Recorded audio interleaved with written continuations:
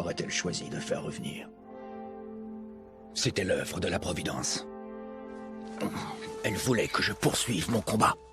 Vous savez, quand j'y pense, mon destin à moi aussi est loin d'être facile. Silence.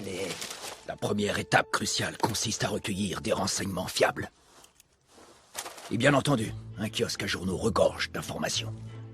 Apparemment, tout le monde me croit mort. Au cours des dernières décennies, de nombreux amateurs tentèrent en vain d'inculquer au public les rudiments de mon travail. Selon toute évidence, la guerre n'avait pas été gagnée. Les Russes s'étaient divisé le pays avec l'Ouest, comme la Pologne avec nous, jadis. La direction de ce que l'on appelle la République fédérale d'Allemagne revient actuellement à une femme lourdaude, avec le charisme d'un saule pleureur. Cette matrone a fait alliance avec les buveurs de bière invétérés de la Bavière pour constituer une pitoyable copie du national-socialisme.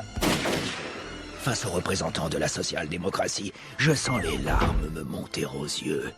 Paul Lebœuf, Friedrich Ebert, Otto Wels étaient tous des crapules, mais des crapules d'une certaine envergure.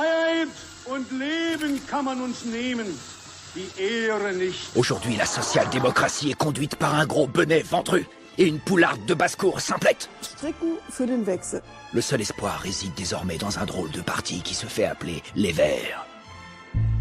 Après la guerre, l'industrialisation avait causé des dégâts considérables au pays, affectant l'air, la terre et les hommes. Les Verts avaient décidé de se consacrer pleinement à la protection de la patrie allemande. À la bonne heure! Leur rejet de l'énergie nucléaire en raison de quelques incidents regrettables est cependant une aberration monumentale. On ne peut rien faire sans uranium.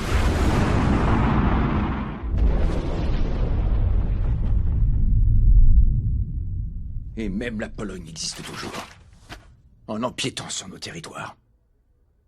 J'aurais vraiment pu m'épargner toute cette guerre.